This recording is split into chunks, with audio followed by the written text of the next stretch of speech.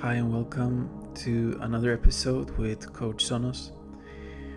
Today we have an important topic to cover. It's about the fool and his companions. Therefore, let's get straight into it. First off, we have this illustration from Rider-Waite's tarot card deck, and it's the first card of the deck, and for good reason, because it is representative of how our journeys start out, our spiritual growth journeys. And most of us start out with the notion of knowing it all, what more is there to know, and therefore walking with our heads in the cloud until we fall. So the fool is not humble enough to listen, nor present enough to truly see. And nothing to be angry about, it's just the way it works. The nature of spiritual growth. And as we can see here, his companion, his trusted companion, tries to warn him, hey, watch out, you're walking towards a cliff. If you're not careful, you're gonna fall down. All the while, the fool is too busy thinking about many different thoughts. And so it goes. The fool will fall down over and over until the fool gets humbled enough to understand that maybe he or she doesn't know everything there is to know, and therefore gets down on his knees and starts to say, well, I surrender, I open up to what is needed to be learned in this cycle, this round of spiritual growth, and take it from there. And that is what brings us to the next illustration, which is the hero's journey. And it all starts out, as we could see over here in the first card, the hero in his natural environment. And then he receives a call to action. We could see it as the dog saying, wait a minute, something is not right. While the fool says, no, he's too busy with his thoughts, as previously mentioned, and then falls down until he gets on his knees and asks for a solution. Ask and you shall receive, as is stated in the Bible. And that is when the mentor comes into play, who will bring him, the fool, but now the student of life, to cross the threshold where he will be tested and fall again, but in a good way, because he's on his way to make this big journey of growth. And here it's important to note that with the trial and the first failure, it's easy for people to say, no, let's get back again to the realm of safety. And some may even say, this sucked, let's make this blue. This sucked, this particular phase. Therefore, let's make this circle even smaller. And if we are aware of how it works with spiritual growth, and that there is nothing to be feared regarding failure, because failure is part of the recipe of success, then I think there would be a lot fewer who would be stuck making this circle ever smaller. Like, I truly wish for everyone watching this clip not to be afraid of failing, because if you fail intelligently, that is what is going to bring you closer to who you are. And isn't that what we all want, when all of us are doing exactly that which we were meant to be doing? And then, after having come to that conclusion that, okay, there is nothing to fear about failure, things started to open up. You will meet people, new people that are on the same path or on a similar path, or for some reason have some information, some pieces of information that you need for this journey that you are on, this hero's journey. And there'll also be some enemies, those who do not like seeing your growth taking place. And just stay depolarized in this situation. Just keep on going, keep on taking the steps, and that will lead to growth and a new skill set, which inevitably will bring you to your first success. And then it'll bring you to a new kind of insight, a new kind of understanding. And this is where you start to understand that, wow, I didn't know anything before.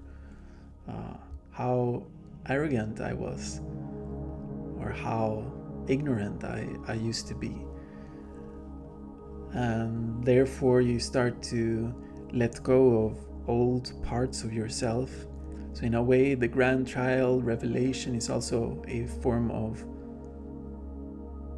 letting go of who you once were, which of course also is part of the fear here. Oh, how scary, like, who am I if I let go of these things that I once knew? Let's say in this case, looking at the fool, his clothes and his belongings. Like, who am I without these belongings, material belongings? And that is something you will find out during each new hero's journey. And therefore, you get used to this, discarding your old self, and come into terms with that, accepting it, the new version of yourself. And that will start to bring you on your way back.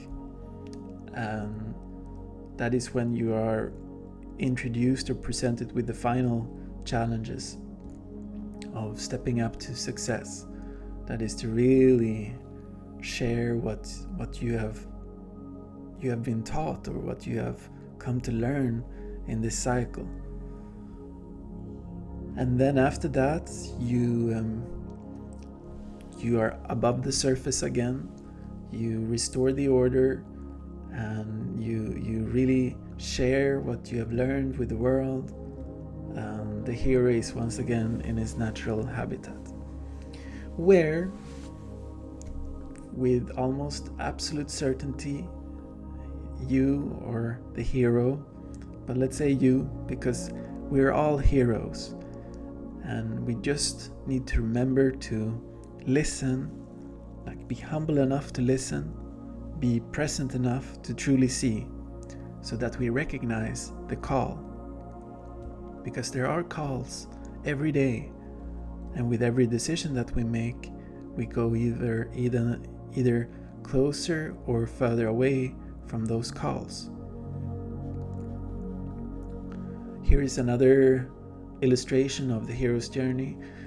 Let me tell you real quick that the hero's journey is coming from Joseph Campbell, who he coined this whole concept, which is a story of what spiritual growth looks like. Also, let's add that by spiritual growth, I mean personal growth. Because with every cycle here, you come to understand that the world is not the way you think it is.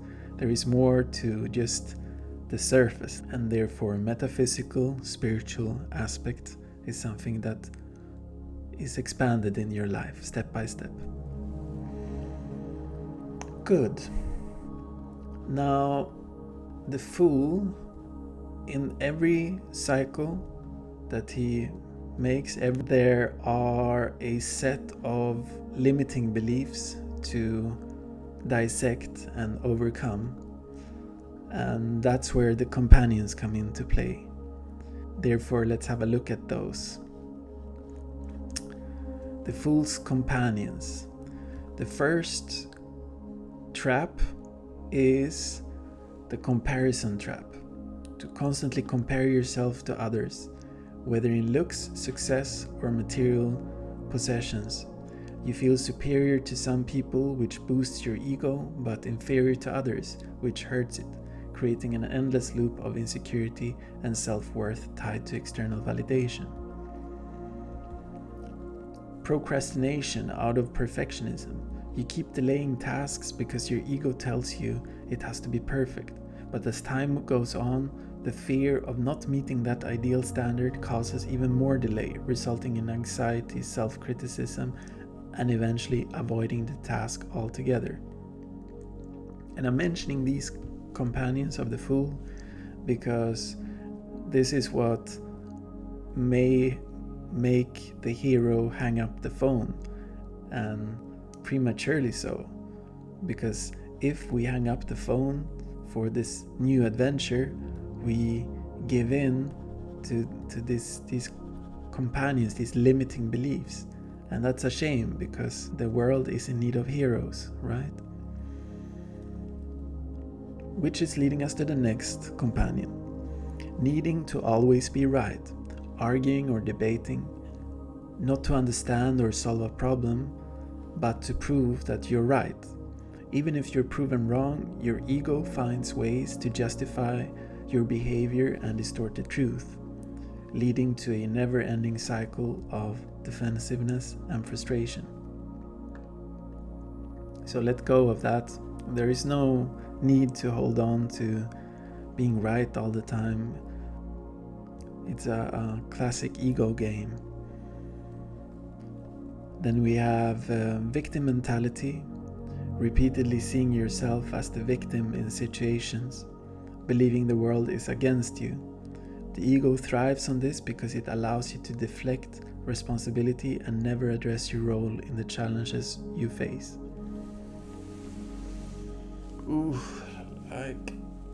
We see this a lot in social movements.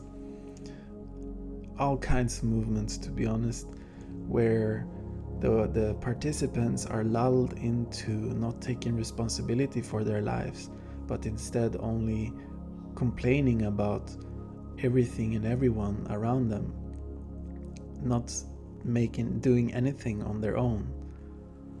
By being in a victim mentality, you give up your power, and really understanding that, because it's a very toxic place to be.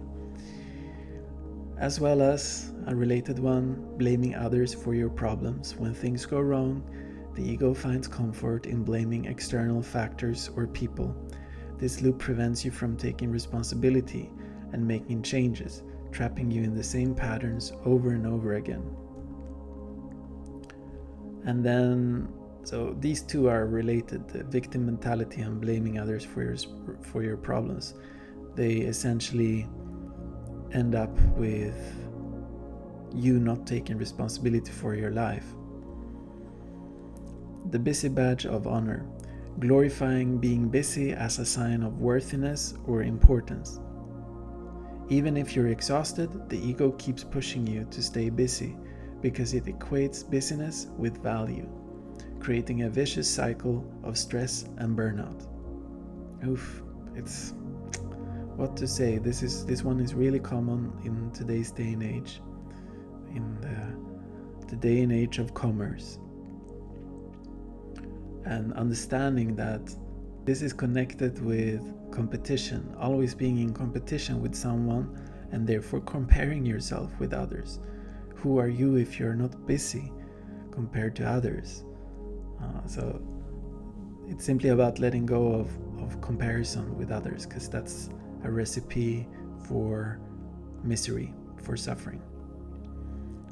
Another ego companion of the fool, the I can't fail because failure defines me loop.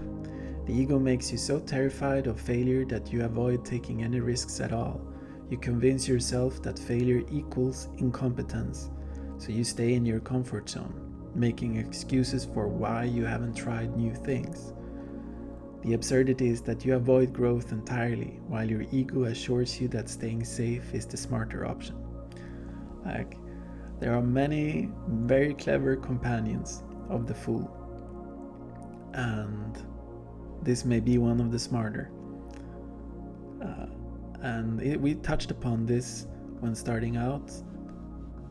Here with the fool, if you're here and you're experiencing trial and first failure, and you are being dictated by this pattern, this companion, well, you are sure to end up making your circle smaller every time it burns. Smaller, smaller, smaller, until no risk at all is taken in life. And what kind of life is that? Good. And that's it for today. With this episode, I hope to have given you a good glimpse into what it means to be the fool in the hero's journey, and to get the lesson of humility and start to listen, start to see, observe. And by doing so, you invite a whole new level and layer to your life of abundance and beauty. And with that said, I wish you all the best. Stay tuned for the upcoming episode. This is Coach Sonos, and see you soon again. Ciao.